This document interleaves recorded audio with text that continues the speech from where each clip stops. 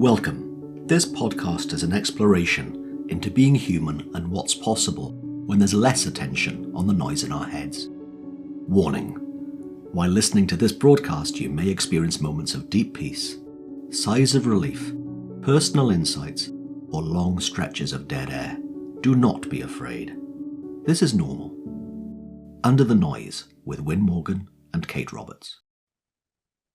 Welcome to this week's episode of Under the Noise with me, Win Morgan, and my fabulous co-host, Kate Roberts. Hello, Kate. Hey, Win. How are you? I'm very well, thanks. How are you? I'm doing really well today. Oh, you didn't give me my description that I love so much. Do you remember? Well, I didn't say ever radiant, just to mix it up a bit in case you got a little bit presumptuous. However, now you've brought it up, I guess it was right that I didn't use usual ever radiant because I said fabulous instead. You can save it to the end if you want. Okay.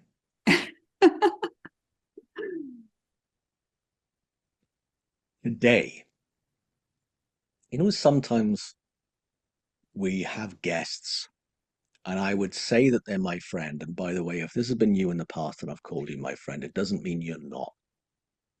And then sometimes I'll bring someone on who I genuinely see as someone who is who genuinely means a lot to me. It's Don Donovan, and Don and I first got thrown together, and I mean kind of literally thrown together, staying in a two-bedroom apartment for a week, way back in, I guess, late fall of 2022, and both of us going, oh, I got to share this with some guy I don't know, even though we'd heard of each other and we'd got some friends and colleagues that we've known for a long time and have a lot of love and respect for. And it was amazing that sharing that apartment for a week with Don was one of the most fun experiences I've had with a new buddy in a very, very long time. So it's a joy to bring you on, Don. Welcome. Thank you. Feelings mutual, when that was a fun week. And it's great to meet the amazing and ever radiant Kate. So thanks for you see that, Win? Thank you for having me off the hook now?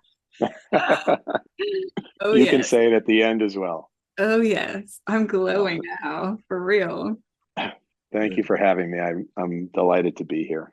I know it's taken us a little bit to put it together, but I'm really happy that we can get together today on St. Patrick's Day. Yeah. So whenever this comes out, we're recording this on St. Patrick's Day. And if you hear from Don's name, Don Donovan, then you might recognize his genealogy. So that's why I guess St. Patrick and someone who lives in New England would mean quite a bit to you. I'm a Boston Celtics fan too. So there you go. So Don, there's some things that you and I would have mulled around for a while since we've known each other.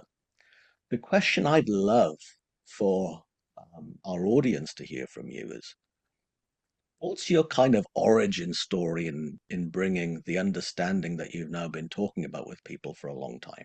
What's your origin story for bringing that into your life and into the businesses that you've worked with? Well, when I was a young guy, young man, starting my career maybe 3 or 4 years into it, I had a good friend of mine who was a psychologist and also was the head of training and development for our company at the time. And he had stumbled on an article in the local library, because there was no internet and there was none of that at that time. He's a very intellectually curious guy and had stumbled on an article written by the great Dr. George Pransky. And I don't remember the title of the article, but for some reason, it really stuck with my friend. And he's a pretty action-oriented guy. And so he started searching for this George Pransky and finally found him. And I don't know if he was in San Francisco or Washington at that point, but he finally found him. And they started a little pen pal relationship that ended up with cassette tapes tapes recorded by George Pransky. And because I was friends with this guy, he shared them with me, and I listened to them, and there was something about them. I've always been a little bit curious about what makes people tick, and for some reason they really affected me and stuck with me. But in those days, it wasn't that you emailed somebody an audio file. You had to give the cassette tapes back and return them. So I listened to them, and I really enjoyed them, but had to return them, and never gave it all that much more thought, until about a decade later, when I had taken on a new assignment and found myself with a tiger by the tail, maybe over my head, um, um, taking on an assignment that was quite a bit more difficult than I had expected it to be, and dipping into the bag of tricks that you learn through all the training and development things that you do as you're coming up as a young executive. Nothing seemed to be working, and I remembered those tapes, and I contacted my friend and said, "Hey, have you ever done anything more with that guy?" And he says, "Funny you should say that. After all this time, I'm finally getting him to come to New Hampshire." And I said, "Well, when he comes to New Hampshire, call me and set up a lunch, and we'll go out to lunch. I want to meet this guy." So he did, and we did. And in those conversations, um, George said, "What if I was to offer you twice the productivity with half of the effort and none of the stress?" And I thought, that's a hell of a thing to say. But he was very serious about it, and had a certain level of confidence that made me think that this is a guy I wanted to do some work with. And so I brought him into the company and into my business. And what he taught me was that for all the skills we had, which I like to refer to as front wheel skills: management, systems engineering, software development, uh, through life logistics support, engineering, manufacturing, quality assurance, all the technical skills that go into a business. Those are necessary but insufficient, and that the things that really make a business go are the real rear wheel skills that are attached to the chain that propel the business forward. And those things were things like courage and confidence and rapport and interpersonal relationships and humor and inspiration. And those are the things that really push a business forward. And they're the horsepower. They're the horsepower that drive a business. And for me, I always played team sports and enjoyed team sports and things, but I never quite saw it that way. And so certainly those of us in our business at the time didn't see it that way. We thought we had very highly accredited, really, really good, best in the world type of people in our business. I often say you couldn't swing a baseball bat in the hallway without hitting 10 PhDs from MIT. I mean, really high end folks, and who really value all those front wheel skills, and we all did.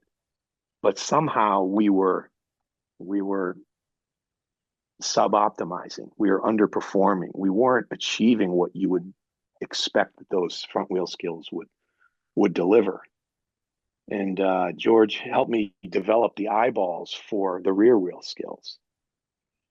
And then I saw how important those rear wheel skills are, and how that they really were the things that made the difference.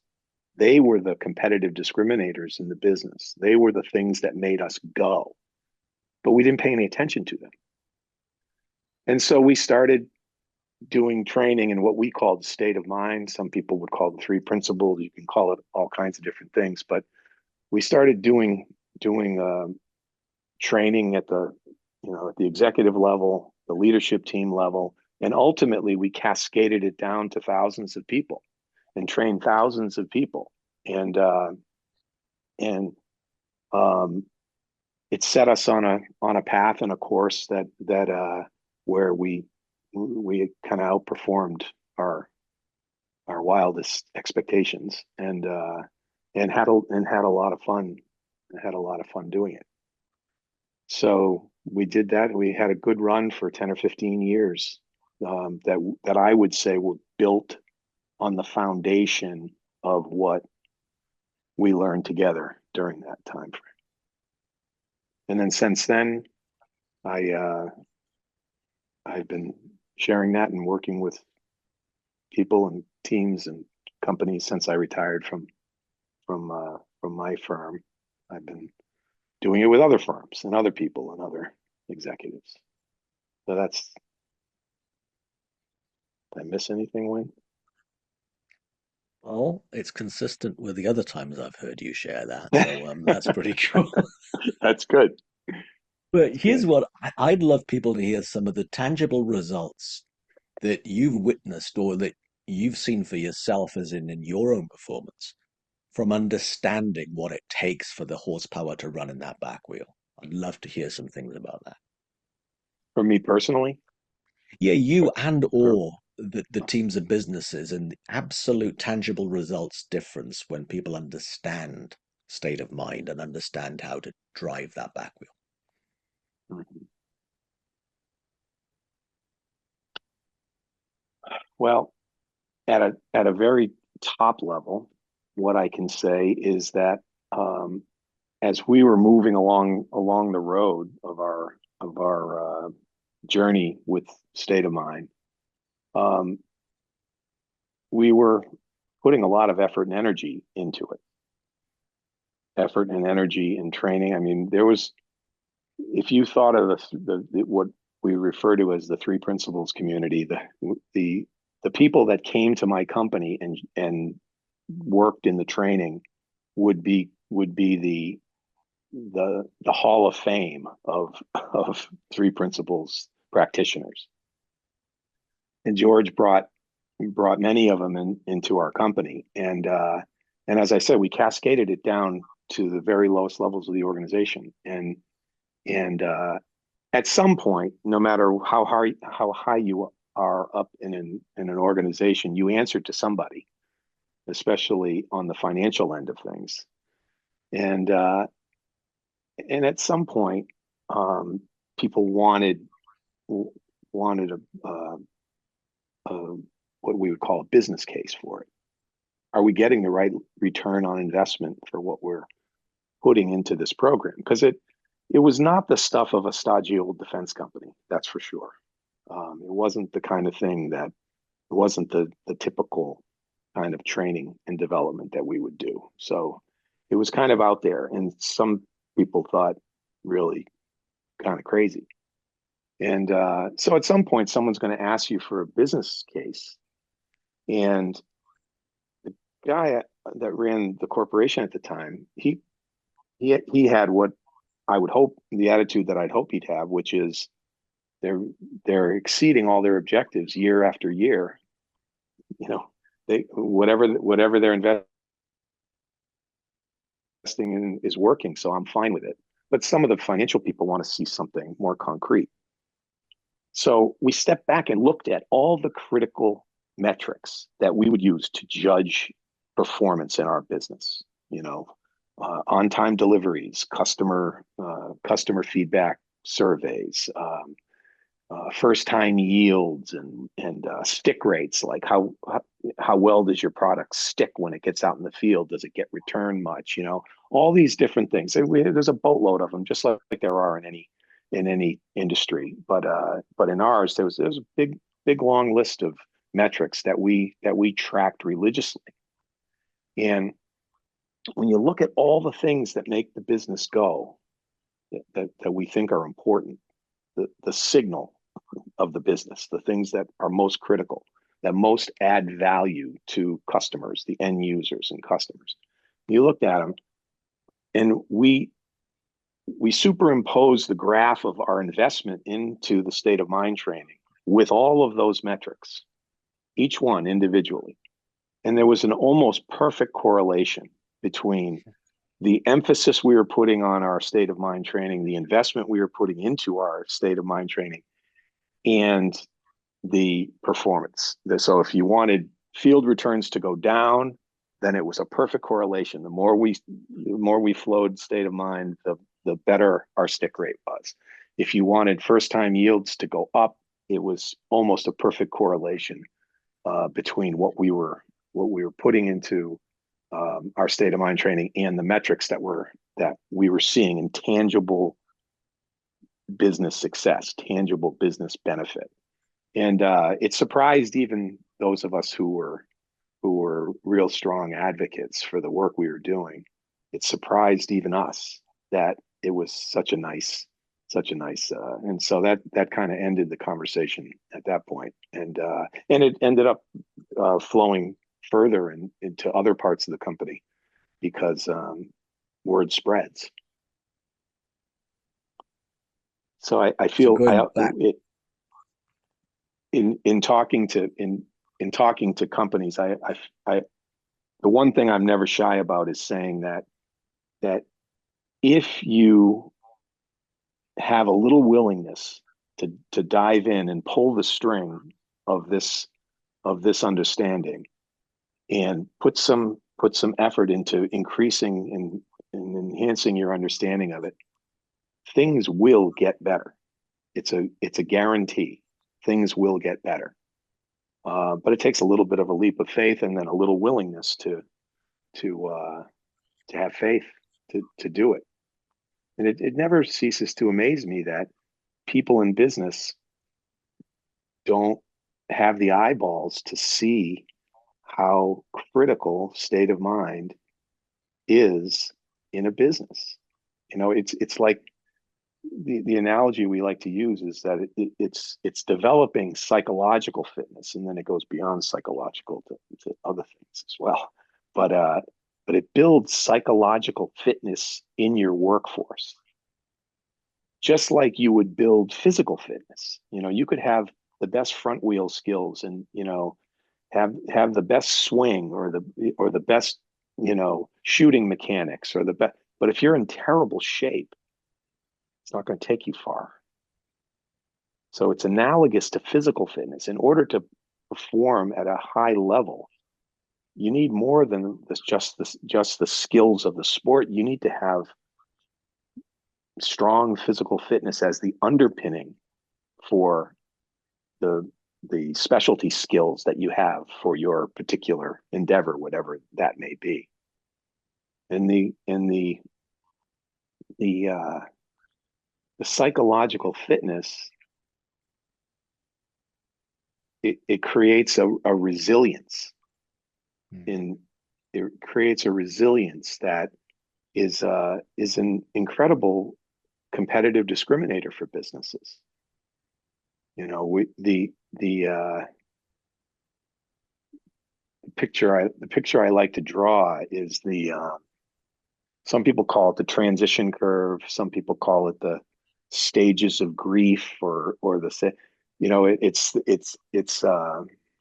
you have a setback or a loss or something, and then there's the denial and frustration and anger and depression and acceptance and then commitment, and then you move on. You know, so I think it was Kubler-Ross did and the way I like to think of the underpinning of state of mind, of psychological fitness, of the resilience is, think about it as, you know, when you have a setback, and you go down that curve and you have to go through all the stages and then you come back up. When you're in a business setting, like a highly competitive business setting, and especially an industry like the one I was in, you know, that sort of thing can last for months, sometimes years. And who can afford that? But what we found was that developing an organizational state of mind is, having the foundation and the underpinning of state of mind in the business, it shallows out the curve. It shallows out the curve. So if you think of it, a big dip or a little shallow curve, yeah, you have the setback. Yeah, we're not happy. We're upset. But we get over things very quickly. We get over ourselves very quickly. We get over setbacks very quickly, and then you move on. And all the area under the curve is wasted time, effort, emotional energy that doesn't happen. And if you think about that in business terms, it's compelling. If that makes sense.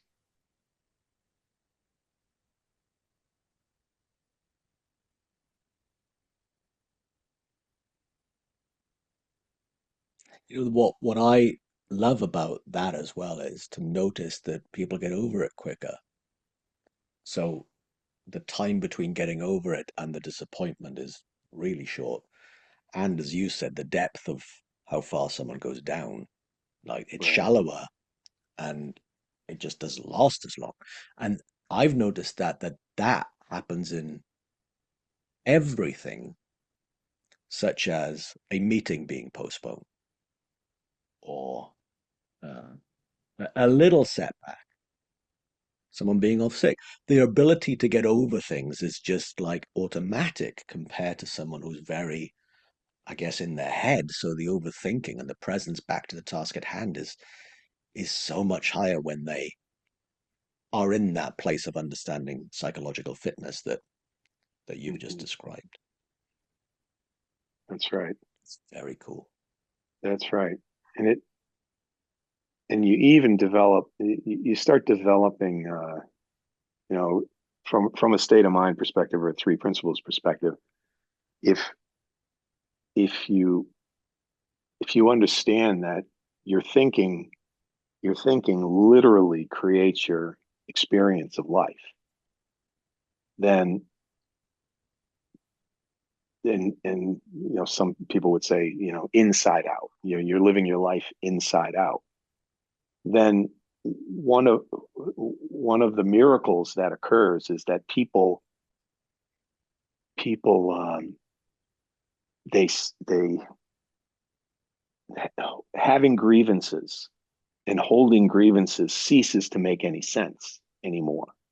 And when you think in life in general, but in the business world in particular, life ain't fair, business ain't fair, and so there's always a long list of grievances that you can defend and are very logical and very real, quote unquote, real.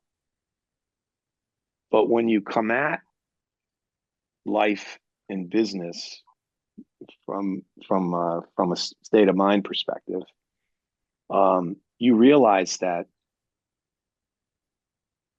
having grievances makes no sense.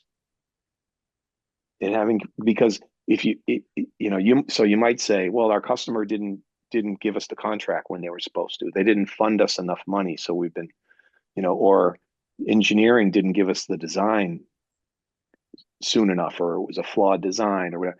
All those things you're going to have lots of grievances, but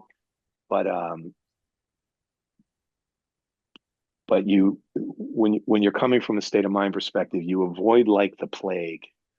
You avoid like the plague the temptation to have grievances and to see yourself as unfairly treated or put upon in any way, because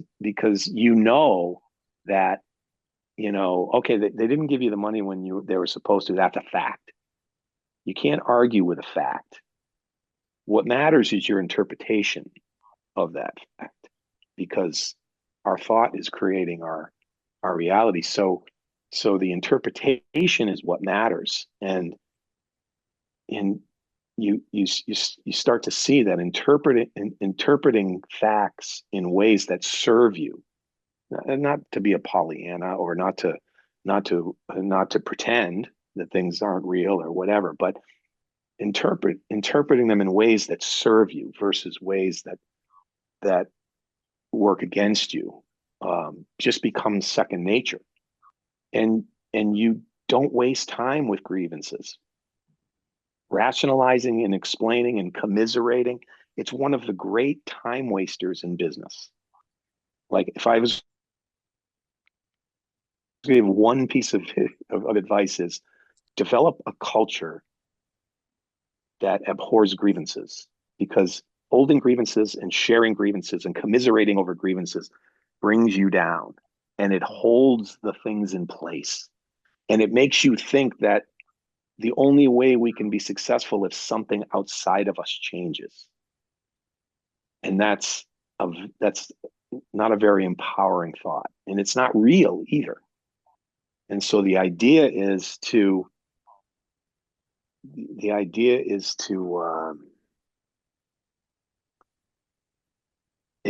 interpret things in ways that serve you, and move in that direction. And what that inoculates you from is a victimhood environment, where you feel like where everybody in your business feels victimized, because there's nothing that will harm your business more than that. That makes sense. And it is an Lovely. inside out state of mind thing. And when people understand it, they really take off. And I think the last thing you said really matters, that when we understand that it is the thought created reality, that it is inside out, then it's not a reframe of choose how you see this. It's just like, Right. oh, no, I am making the whole thing up. I could Right. let go of anything, any of these facts, and it's now wholly up to me how I want to play this in Right. the now. Yeah. One of the, I think, lazy criticisms of state of mind is that it's mushy gushy. You're just pretending that things aren't real, and what about the reality of what we're facing here? And it's just the opposite. State of mind is ultimately ultimate accountability. It is ultimate accountability, because you realize and accept that that your the world and your experience of the world is coming from inside of you. It's ultimate accountability. If you're responsible for all.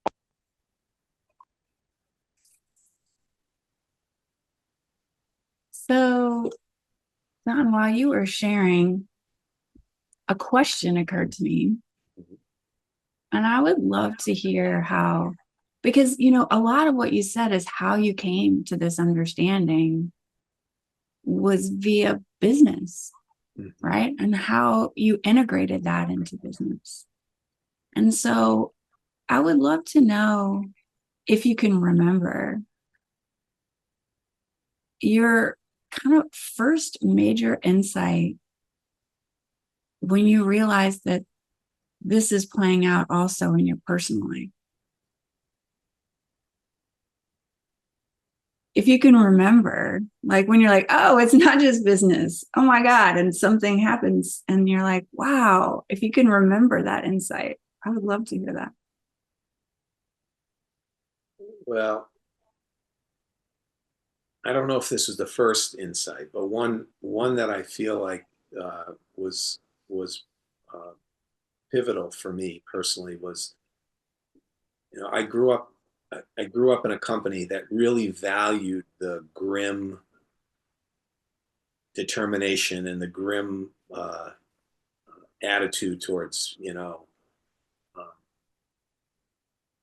taking on the hard challenges and driving through them. And, there's no number of hours in a work week were too many. None of us took weekends off. We did, you were always in there for some part of the weekend. and you could always justify it because there's always pressing emergencies and so forth, and I realized that in doing the state of mind work that that you're really working against yourself with that mindset, with that, high level of investment mindset, where you're you're thinking about stakes, you're thinking about consequences, you're thinking about impact to of the challenges that you're facing. Your default mode is get into the office because there's some crisis that's not quite where it should be. And I watched people. I have when I was growing up, a lot of my closest peers were a fair amount older than me, and I watched the toll that takes on people years later, and I realized um, that being invested in the work and having that mindset was really counterproductive. And I started noticing how often I was in diminishing returns. You know, you don't get any credit for being in the office if you're not doing anything, if you're not doing anything productive, or if you're operating at 20% duty cycle on what you're trying to accomplish. And what is that other than some sort of weird badge of honor or something that's meaningless? And so I developed a real appreciation for detaching from work. And I a really close friend of mine who's kind of my kid's grandfather in a way, was with my mother-in-law for a long time. He and I were building a swing set in my backyard one day, and right when I was just learning about all this, and we were building this wooden swing set. We had this big kit, and we were working on it, and all of a sudden he smacked me on the back of the shoulder, and he said, "You're working." And I said, "What do you mean?" He said, "I can tell by the look on your face. You're working right now. We're supposed to be building a swing set. You're working. We want to build this swing set. Focus on building the swing set. Enjoy building the swing set. And then we're going to get your kids out here and we're going to push them on the swings and we're going to enjoy that too. When you leave the office, leave the office." And that stuck with me. That moment stuck with me. And that whole idea stuck with me. And I got really good at being in the present moment and what I was doing. So when I was at work and I walked through the door at work, and I think most of the workforce, that as we learn more and more of this, when we walked in the door, we threw ourselves in our work, heart and soul. We threw ourselves in our work and and did what needed to be done when it needed to be done.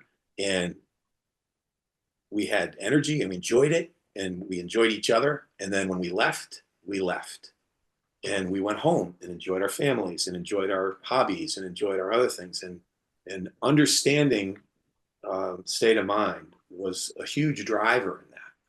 And if I had $1 for every person in my organization who said, "I've really enjoyed learning this and it's made a big difference for me and I'm getting a lot out of it, and it's helped me in my work, but it's really helped me in my personal life. It's really helped me be a better mother, better father, better sibling, a better son or daughter."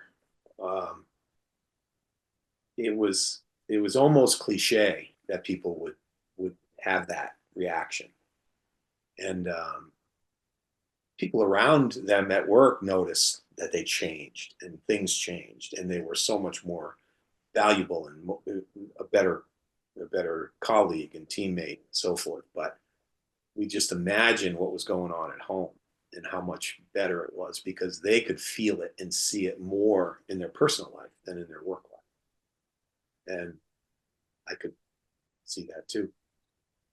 And I see that with people that we work with now. You know, once they get a glimpse of this, once they get a glimpse of this understanding, they see everything differently.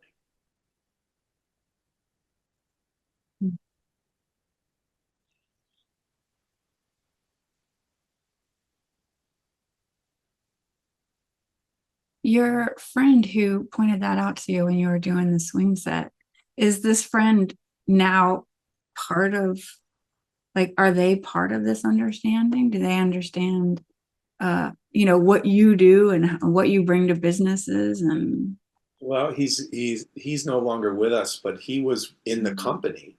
He was in the company and retired quite a long time before I did, and he was one of those people who was just so naturally oriented towards living life all in, you know, and seeing things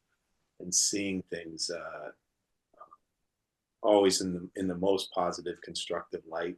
That he was a fish to water on this on the state of mind stuff, and he he wasn't exposed to it in the training for all that long, but he was the type of guy that picked it up so quickly because it was so natural to him. And we had a lot of people like that, a lot of people that just didn't understand what all the fuss was about.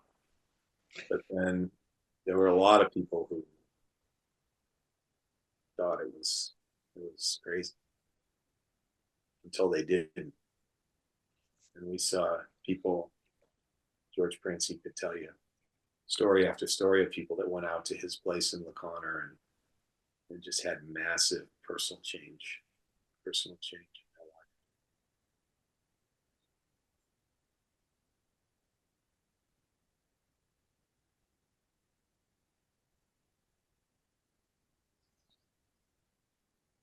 you used the word miracle earlier.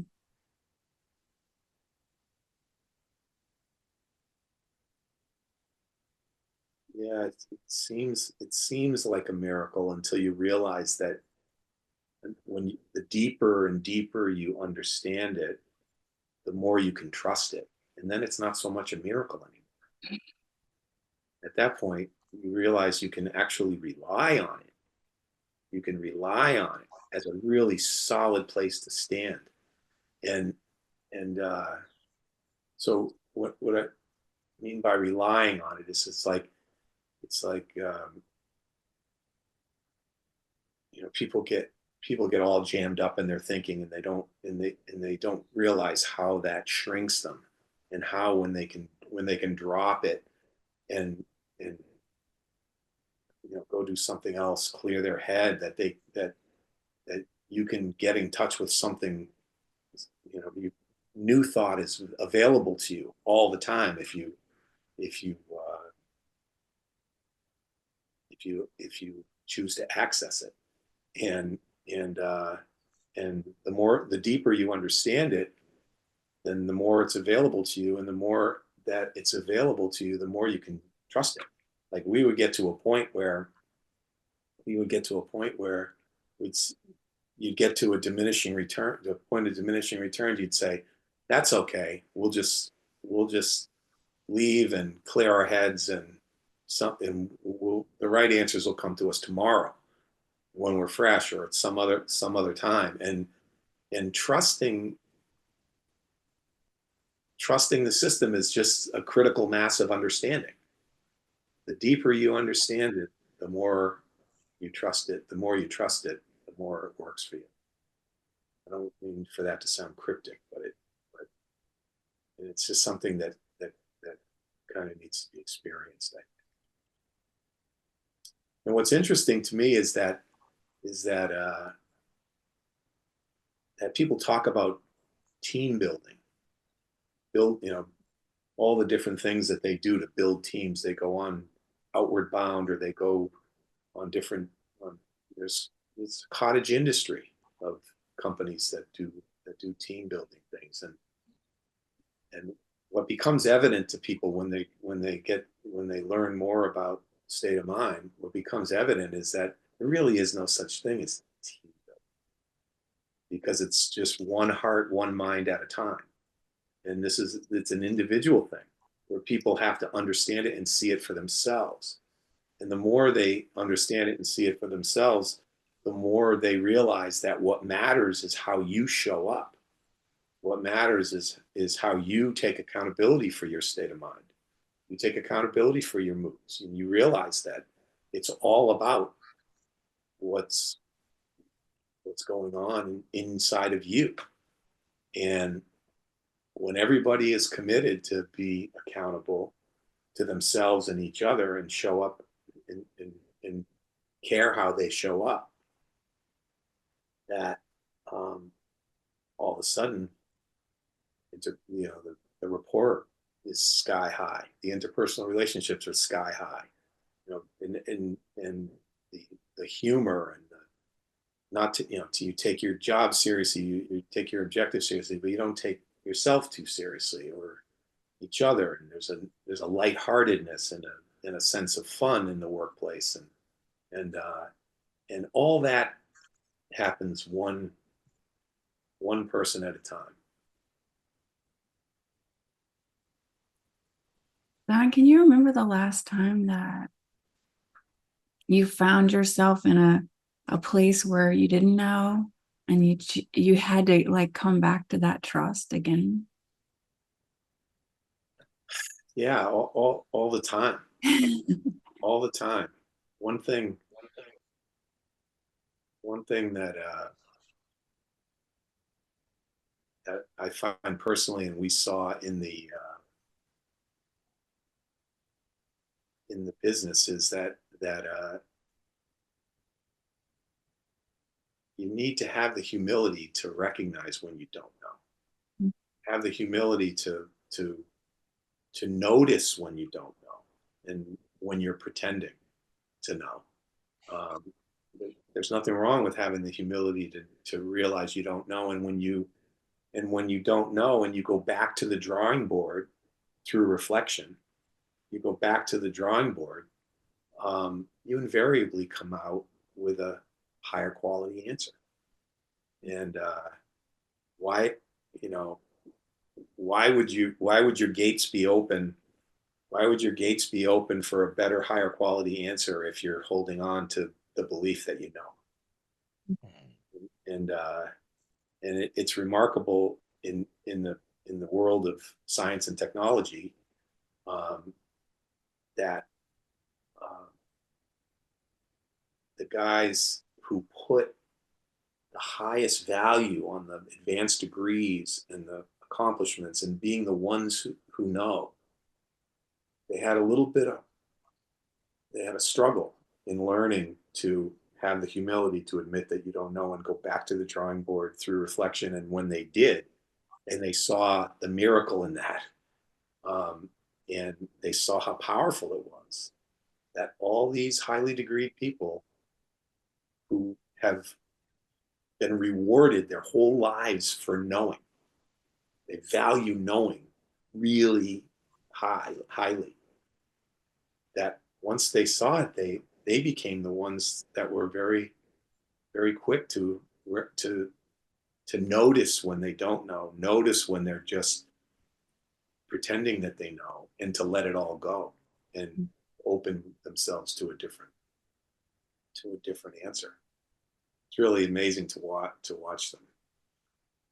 And we had, I said we had the Hall of Fame of three principles people come marching through our company for years and years, and that includes Sydney Banks, who discovered the three principles, and we brought him to our company many times, and sitting and watching him engage with these PhDs in physics was pretty amazing. But some pretty fascinating things happened in those conversations.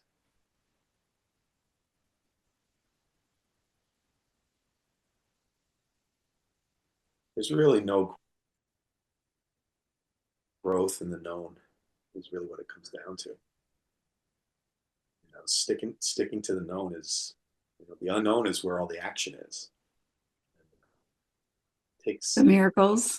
That's where the miracles are. The miracles are in the unknown, and when you get comfortable diving into the unknown, that's where the richness is, and that's where the growth is. Mm. It takes some courage and some willingness to, as I said, pull on that string and see where it takes you. You know, it's all directional. It's all directional. Move in the direction of the unknown. The more you do it, the more comfortable you are doing it. And you'll never be totally comfortable. But when you see that that's where the miracles are, and that's where the growth is, and that's where the action is, then more likely, you get more and more likely to do it.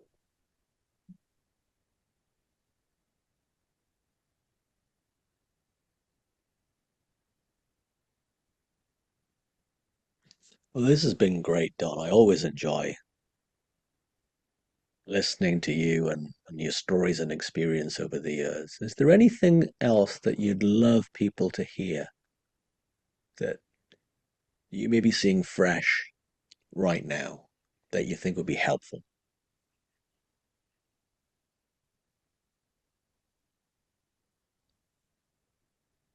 Well, I know we talked for a couple minutes before we came on the air, but one common thread that I'm seeing now is people in high stakes, in situations that they perceive as very high stakes. Either they're huge objective that their customer is relying on them for, so they have a reputational risk or something, or in smaller companies where they're in a situation where they're a quarter into the year now and they're not making the progress they need to make, and they're going to have a mid-year review with their financial guys and their funding people, and they're going to they feel at risk that they're going to lose their funding. The company's not going to make it, or that it's something personal, like they're in a make or break assignment and their career is on the line, or their career is or their job is on the line, and what, regardless of what the stakes are, that I've recently seen people who are really obsessing about the stakes, and what that ends up doing is shrinking how they're looking at things in as a personal, in a small personal way, and in doing that, they're doing exactly the opposite of what they should be doing. And what would serve them best, what would give them the best opportunity to achieve what they're trying to achieve. And what I encourage people to do when they think they're on the high wire act, and they think that they're in a big high stakes endeavor, is to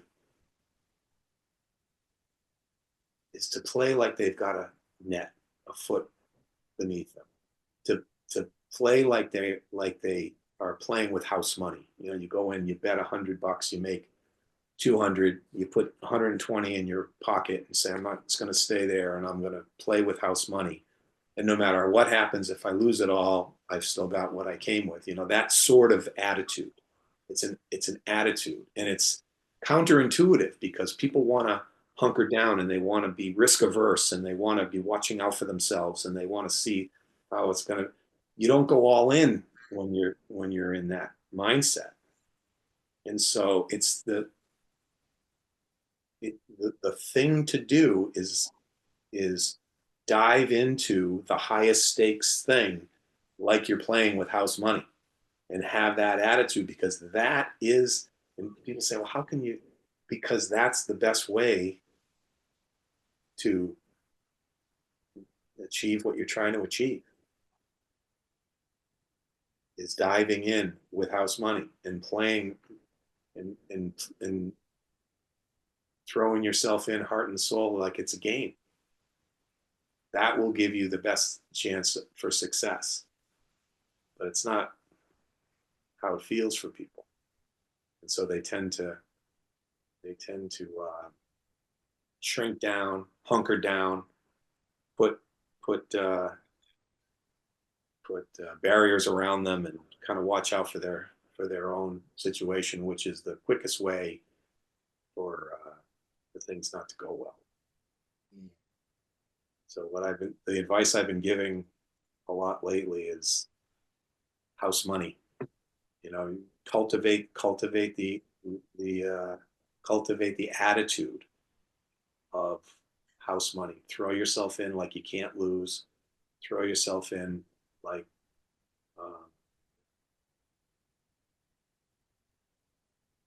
you're going to have fun.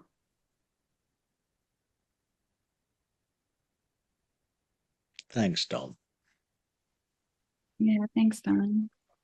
Thank you. I appreciate you having me. Thanks. Yeah, we appreciate it as well. You've been listening to Under the Noise. I'm Kate Roberts, and I'm here with my co-host Wynn Morgan and our guest today, Don Donovan. Thank you both. If you have any questions, comments, ideas for topics, we'd love to hear from you. So our details follow the podcast. Reach out anytime. We'd love to hear from you. And we hope you have a great week. Thanks for joining us. We'd love for you to subscribe, rate, and review. If you have a topic or question that you'd like us to chat about, email Wynn or Kate at wynn@winning.co.uk and Kate at katerobertscoaching.com. Until then, enjoy what's possible under the noise.